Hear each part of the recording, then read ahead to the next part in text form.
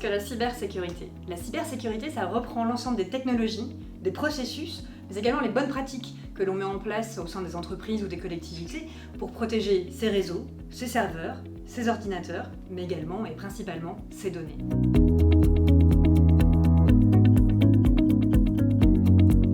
La donnée a une telle valeur.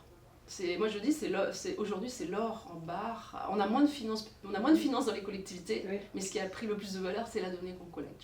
J'en suis vraiment convaincue. Et donc le prochain enjeu sera de protéger ces données.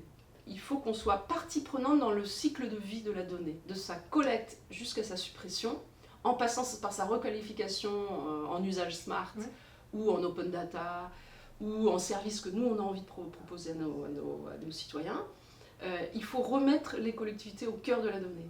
Et ça, c'est pour moi, déjà un premier pas vers la souveraineté. C'est-à-dire que si nous, pouvoir public, nous, élus locaux, on sait où sont stockées les données, comment elles sont sauvegardées, qu'on connaît bien nos prestataires, qu'on a été exigeant sur leur niveau de protection, leur niveau de conformité au RGPD, leur philosophie, leur éthique vis-à-vis de la donnée, il faut qu'on collabore avec eux, en fait. C'est-à-dire que c'est du partenariat pour éviter finalement qu'on ne devienne, nous les collectivités, ce qui est le cas sur plein de sujets depuis des décennies, de simples clients.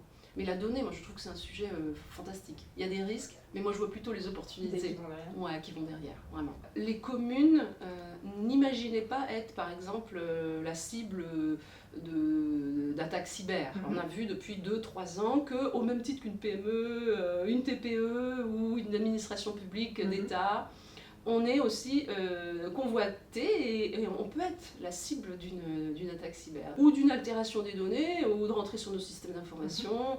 On est fragile à ce niveau-là. Il ne faut pas vivre avec la peur de ça. Il faut essayer d'anticiper les risques et de mettre différentes mesures, différentes protections en fonction des données ou qu'on produit ou qu'on collecte. C'est que pour pouvoir protéger de manière différenciée les données selon leur importance, leur valeur, leur enjeu, pour moi, il est indispensable de faire une cartographie des données qu'on collecte.